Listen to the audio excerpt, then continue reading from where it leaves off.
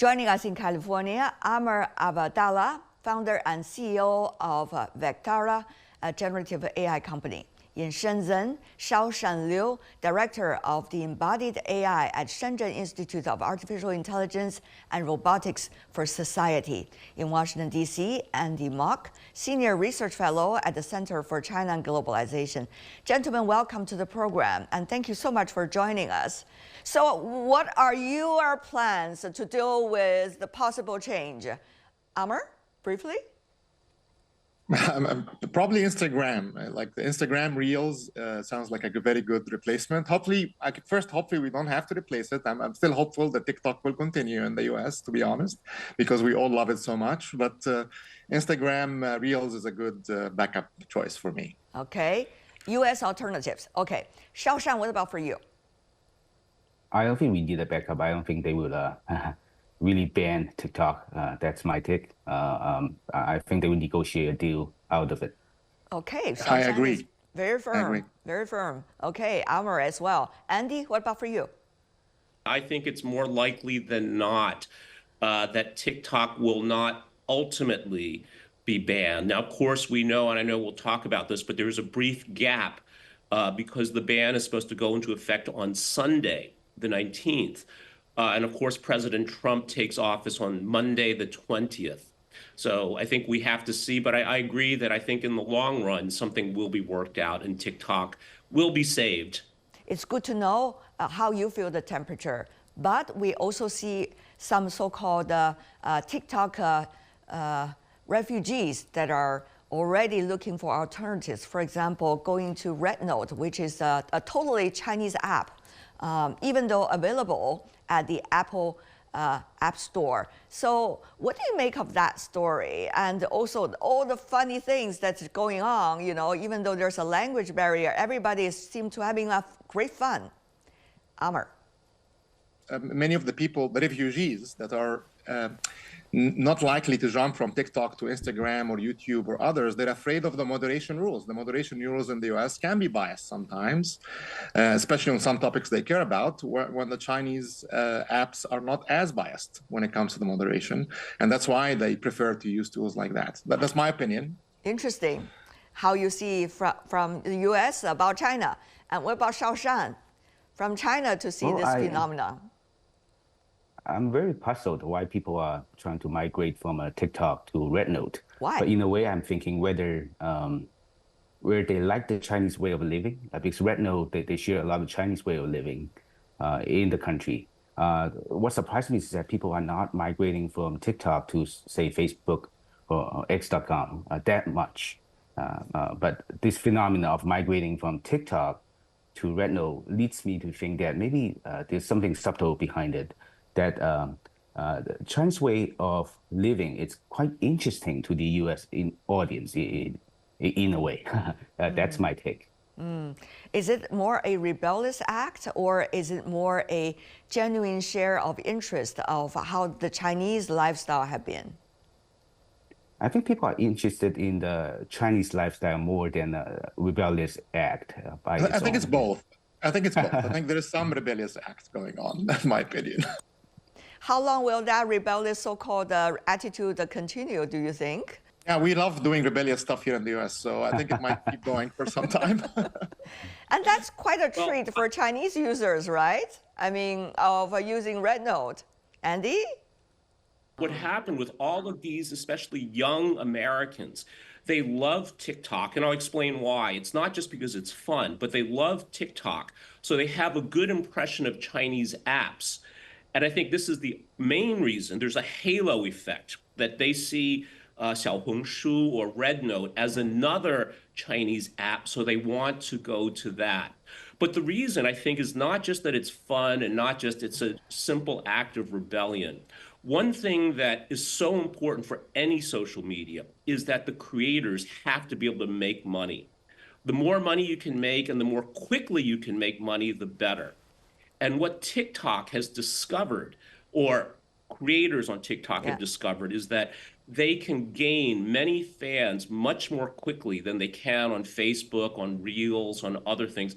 And with that, they can make money more quickly. Would we be able to judge as to exactly where the so-called TikTok refugees are coming from? Of course, on the internet, it's sometimes what is being claimed is different from the reality. Yeah, I assume RedNote themselves, with their internal analytics, should be able to get to that. It's hard for an outside observer in this day and age because of all of the AI deepfake stuff that can make you look like you're sitting wherever you would like to look like you're sitting. So that might make it harder. But my assumption would be RedNote themselves should be able to tell exactly where they're coming from. I see. Shaoshan? Well, I really hope they release that data. That would be super interesting. But I think at this point, the only one who can tell where the users are coming from is their internal analyst to look at the real data, whether the people are migrating from Europe or even parts of the United States. But that would be very interesting to analyze. Yeah, and also we have to keep in mind that many people would be opening these accounts just to reserve their handles, like just to get the usernames they care about. And it doesn't mean they're going to be using them until the actual shutdown takes place, and then they flip over. So in some sense, it's a plan B kind of. So this spike might be a temporary spike, not a permanent spike, depending on how the closure goes. Indeed. So, and if there's no shutdown, and would people leave the RedNote? That's another interesting point. Or would they stay in the RedNote? well, whether they will stay once they know how it works. So go ahead, Andy. You want to say what? I've been following RedNote very closely the last few days, and it seems very difficult to fake some of the content I've seen. So, for example, I saw an older Caucasian woman with long white hair playing a guitar, singing "Take Me Home, Country Roads," but in split screen. So she's playing and singing the main version of it, and at the same time singing harmony together as well. Yeah. So I think this content seems to me incredibly authentic. So these are real people, real Americans, I would say. The other thing that's interesting is the cultural exchanges that's taking place. Just, you know, even though I know people from the RedNote, they were saying, oh, we were struggling trying to do the language translations, how to make things work. And, you know, overworked hours, certainly over the past few days, one could imagine. But, you know, just how much information is being shared, and you know, just the touch of a very different country, the touch of a very different people and culture, right there. Yeah, I agree 100%. And sometimes you don't need language. Like a lot of the videos we see on TikTok are about funny social stuff, or funny games, or funny acts, or things that people are doing that don't need words, and that make it much more easier for us to enjoy, and would explain why this is happening. And by the way, the latest surveys here in the U.S., like for TikTok, last year there was kind of a large amount, like almost 50% of the population was saying, yes, we should do a ban because we're worried about China spying on us and whatever. When they repeated these surveys, now it's down to like 30%, 25%. So like it seems like it was only a temporary concern that is going away. Like it's a very small chunk of the country is behind just blocking TikTok. Talking about spying or not spying, I want to play this clip from one of those nightly shows, poking a joke about the so-called spying on social media platforms like TikTok. And I read that TikTok users are now downloading a different Chinese social media app called RedNote. Yeah, people are downloading another Chinese app. Right now, American tech companies are like, hey, we also spy on you. Come on, hey. Meanwhile, the RedNote app is actually, by the way, it's actually in Chinese. That's right, Americans would literally rather learn Mandarin than use Instagram Reels. I'm using that. Yeah. Are you kidding me? So, Shaoshan, did you enjoy it since you're on RedNote and also on TikTok as well as on Douyin? Well, yeah, I think so. I travel between the United States and China often. It always gave me an impression that the Chinese audience knows more about America than the American know about China. mainly because of the Americans were not interested in China lifestyle before. So they're going back to Andy's point at the very beginning, whether this is a rebellious act or people just got curious of the Chinese style of living. If they tried out RedNote and if they stay, then I think they are genuinely curious about Chinese way of living. But if they join RedNote, then the ban is lifted. Then they left. Then maybe Andy's right. It's just pure rebellious play. So I would find that very interesting. But now more and more American people are getting more and more interested in China. That's the fact that I can sense. If they start publishing this nice, the lady you're referring to, Andy, that's playing the music, and she gets lots of viewers, and then RedNote pays her money, she's going to keep doing that. And China is a big market, so I would not be surprised, actually, if some of that stays because of that. But certainly, when a huge influx of apparently foreign users on a Chinese social app, they would be very interested in interacting with these newcomers. But there's another issue that we have seen, the lining up of, apparently there is a racial difference.